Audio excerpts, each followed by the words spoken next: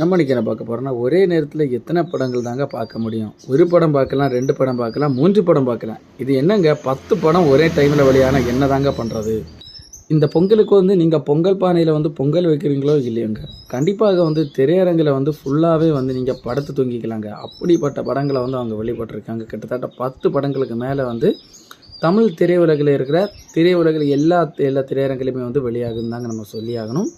அந்த வகையில் வெளியாகக்கூடிய 10 திரைப்படத்தை நம்ம ஒன் பை ஒன்னாக பார்க்கலாங்க. முதல் ரீதியில் நீங்கள் பார்த்தீங்கன்னா, அதிக திரைப்படத்தில் வெளியாகக்கூடிய திரைப்படம் பார்த்தீங்கன்னா எஸ் சங்கர் இயக்கத்தில் பிரம்மாண்ட ரீதியில் உருவாகிருக்கிற கிட்டத்தட்ட 500 கோடி பட்ஜெட்டில் திரைப்படம் உருவாகிருக்கிறதாக சொல்லியிருக்காங்க.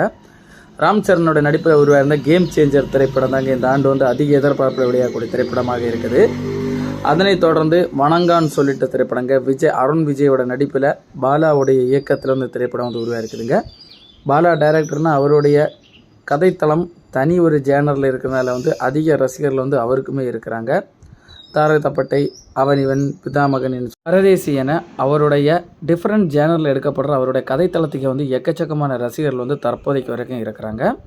அதனைத் தொடர்ந்து நீங்கள் பார்த்தீங்கன்னா சுந்தர் சியோட இயக்கத்தில் வெளியாக இருக்கிற மதகஜ ராஜா திரைப்படம் தாங்க.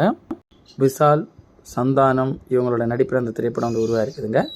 சுந்தர் சியோட இயக்கத்தில் தான் மதகஜ ராஜா உருவாயிருக்கு. இந்த படம் 12 வருடங்கள் கழித்து தற்போதைக்கு திரையரங்கில் வெளியாகுதுங்க. அதனைத் தொடர்ந்து நீங்கள் பார்த்தீங்கன்னா காதலிக்க நேரமில்லைன்னு சொல்கிற திரைப்படம் தாங்க. உதயநிதி ஸ்டாலினுடைய ஒய்ஃபான கிருத்திகா உதயநிதியோடைய இயக்கத்தில் நித்யா மேனன், ஜிஎம் ரவியோடைய அருமையான நடிப்பில் தாங்க இந்த திரைப்படம் உருவாயிருக்குது. காதலிக்க நேரமில்லை இந்த பொங்கலுக்கு வெளியாகுதுங்க. அதனைத் தொடர்ந்து மெட்ராஸ்காரன் சொல்கிற திரைப்படம் இந்த பொங்கலுக்கு வெளியாகுது.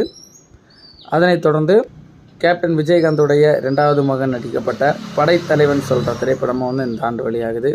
அதனைத் தொடர்ந்து எஸ் சங்கருடைய மகளுடைய அதித்யாவுடைய நடிப்பில் வெளியாக இருக்கிற நேசிப்பாயான்னு சொல்கிற திரைப்படம், சத்யராஜுடைய மகன் நடிப்பில் வெளியான சிபியோட 10 ஹவர்ஸ் திரைப்படம், அடுத்தபடியாக மிர்ஜி சிவாவுடைய நடிப்பில் வெளியாக இருக்கிற சுமோ திரைப்படம், அடுத்தபடியாக தருணம் சொல்கிற திரைப்படம் எல்லாம் இந்த ஆண்டு வெளியாகக்கூடிய திரைப்படமாக இருக்குதுங்க.